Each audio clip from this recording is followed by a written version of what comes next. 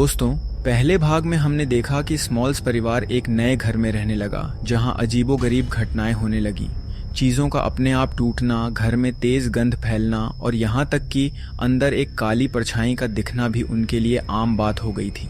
लेकिन जब उनके परिवार का कुत्ता अचानक हवा में उड़कर उनकी आंखों के सामने दीवार से टकराया तो उन्हें यकीन हो गया कि घर में भूत प्रेत का वास है और वे डर गए। अब इस कहानी का दूसरा भाग शुरू करने से पहले जिन लोगों ने अभी तक सिनिस्टर स्टोर्स की सदस्यता नहीं ली है उन्हें तुरंत ले लेनी चाहिए। सदस्यता लेकर और घंटी की सूचना चालू करके आप हमें आपके लिए और भी डरावनी कहानियां लाने के लिए प्रेरित करेंगे। तो इंतज़ार किस बात का, जल्दी से सदस्यता बटन दबाएं और स्मॉल्स परिवार की भूतिया कहानी के दूसरे भाग के लिए तैयार हो जाएं। जैसे जैसे समय बीतता गया स्मॉल्स परिवार की परेशानियां बढ़ती गईं। रात में जब जैक सोता था तो उसे अक्सर ऐसा लगता था कि कोई उसके बहुत करीब है, उसके बगल में सांस ले रहा है, हालांकि वह कभी किसी को देख नहीं पाता था। फिर एक रात एक जवान लड़की की आवाज़ सुनकर उसकी नींद खुल गई। उसने सोचा कि शायद जेनेट उसे बुला रही होगी, लेकिन जब उसने बिस्तर पर करवट ली तो जेनेट नहीं थी, कोई और थी। उसका चेहरा भूतिया पीला पड़ गया था, आंखों के नीचे काले घेरे थे। जैक कुछ कर पाता इससे पहले ही लड़की ने उसे जकड़ लिया और वह बेहोश हो गया। जब उसे होश आया तो उसका शरीर चोटों के निशानों से भरा हुआ था। जब जैक ने जेनेट को इस बारे में बताया तो उसने बताया कि उसके साथ भी अक्सर ऐसा होता था। एक लंबा सांवला सा व्यक्ति उसके पास आता, उसका कंबल नीचे खींचता और उसके पैर पकड़ लेता। फिर वह बेहोश हो जाती और फिर पूरे शरीर पर चोटों के निशानों के साथ जागती। दोनों ही उस अनुभव से बहुत डर गए जो एक दूसरे ने अनुभव किया था। एक रात जैक और जेनेट अपने कमरे में सो रहे थे।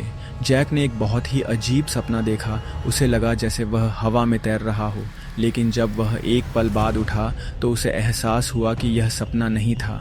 वह असल में अपने बिस्तर से 2 फुट ऊपर मंडरा रहा था। अचानक जैक ने संघर्ष करना शुरू किया और फिर जोर से धड़ाम से बिस्तर पर गिर पड़ा। जेनेट ने भी कई भयावह घटनाओं का अनुभव किया। एक दोपहर जब जैक और जेनेट दोनों सो रहे थे, अचानक उनकी नींद खुल गई। कोई चीज़ जेनेट को उसके बिस्तर से खींच रही थी। एक अदृश्य उपस्थिति जो न तो दिखाई दे रही थी और न ही सुनाई दे रही थी, उसे ज़बरदस्त बल से नीचे खींच रही थी। यह देखकर जैक ने जेनेट को वापस खींचने की कोशिश की, लेकिन वह अदृश्य शक्ति इतनी प्रबल थी कि उसने उसे बिस्तर से झटक दिया और कमरे में घसीटती हुई ले गई। जेनेट चीखने के अलावा कुछ नहीं कर सकी। थोड़ी देर बाद उस बल ने उसे छोड़ दिया और उसे ज़मीन पर छोड़ दिया। अब जैक और जेनेट अपने साथ हो रही घटनाओं से भयभीत थे।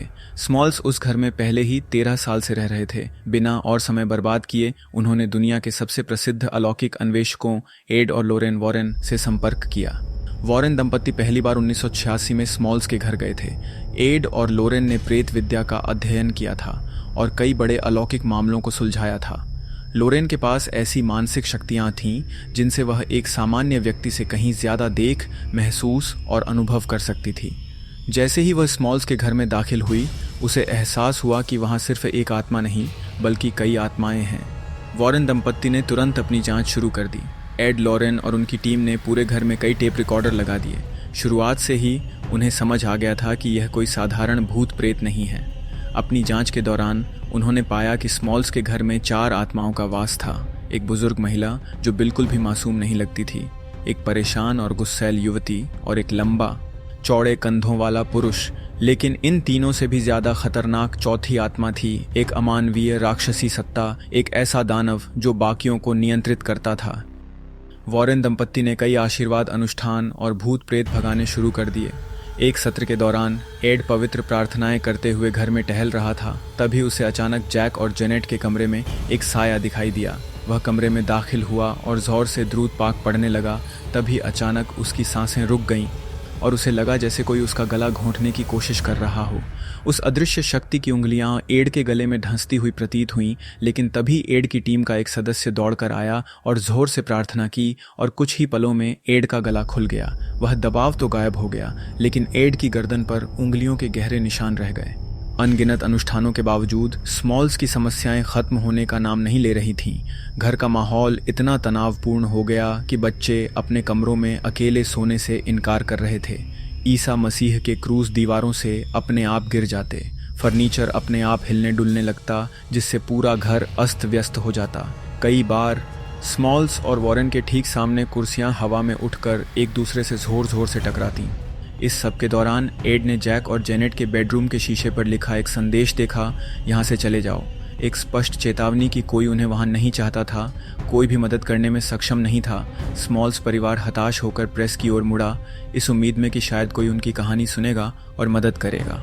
अपनी पहचान छिपाते हुए जैक और जेनेट एक टॉक शो में दिखाई दिए, जहाँ उन्होंने अपनी पूरी आपबीती सुनाई। लेकिन शायद डेमियन इस बारे में बात नहीं करना चाहता था। जब वे घर लौटे तो डेमियन वहाँ मौजूद था, मानो अपना बदला लेने के लिए इंतज़ार कर रहा हो। उस रात जब वे सो रहे थे, जैक और जेनेट ने अपने बिस्तर को ज़ोर से हिलते हुए महसूस किया। जब जैक ने आंखें खोलीं तो उसने देखा कि बिस्तर हवा में तैर रहा था। एक भयानक राक्षस उनके सामने खड़ा था। उन्होंने पहली बार अपनी आंखों से ऐसा प्राणी देखा था।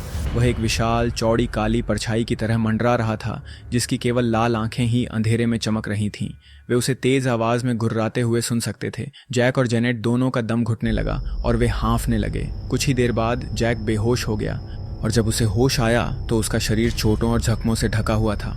हालांकि वॉरेन दंपत्ति ने हार नहीं मानी। एक भूत प्रेत भगाने के दौरान जेनेट अचानक लंगड़ा गई और हवा में तैरने लगी। उसकी आंखें सफ़ेद हो गईं और वह पीड़ा से तड़पने लगी। जैक जेनेट को ऐसी हालत में देखकर बर्दाश्त नहीं कर सका और भूत प्रेत भगाने की प्रक्रिया को रोकना चाहता था, लेकिन वॉरेन दंपत्ति ने उसे हस्तक्षेप करने से मना कर दिया। जेनेट असहनीय दर्द से चीखी और अचानक उसकी आवाज़ बदल गई, मानो कोई दूसरी भाषा में चिल्ला रहा हो। फिर हवा में तैरती हुई जेनेट दीवार से जोर से टकराई और ज़मीन पर गिर पड़ी। उसके सिर से खून बहने लगा और जैक ने भूत प्रेत भगाने की प्रक्रिया रोक दी। वॉरेन दंपत्ति ने 1979 में अपना अंतिम भूत प्रेत भगाने का प्रयास किया, जिसके बाद राक्षसी गतिविधियां धीरे धीरे कम होने लगीं। हालांकि इस बात की कभी आधिकारिक पुष्टि नहीं हुई कि राक्षस ने सचमुच स्मॉल्स को अकेला छोड़ दिया था। 15 साल की यातना के बाद स्मॉल्स को आखिरकार अपना घर छोड़ना पड़ा। स्मॉल्स का भूत प्रेत इतिहास के उन दुर्लभ मामलों में से एक है जहां एक पूरा परिवार एक अदृश्य आतंक की कैद में था। यह एक ऐसा मामला था जिसका किसी के पास कोई जवाब नहीं था। वॉरेन दंपत्ति ने खुद स्वीकार किया कि अपने पूरे अलौकिक अन्वेषण करियर में उन्होंने इससे ज़्यादा खतरनाक और प्रतिशोधी राक्षसी ऊर्जा का सामना कभी नहीं किया था। स्मॉल्स का भूत प्रेत का शिकार होना ही एकमात्र ऐसा मामला था जिसे वॉरेन परिवार कभी सुलझा नहीं पाया। दोस्तों, अगर आपको स्मॉल्स परिवार के भूत प्रेत का हमारा एनिमेटेड वीडियो पसंद आया है तो कृपया सिनिस्टर स्टोर को सब्सक्राइब करना ना भूलें।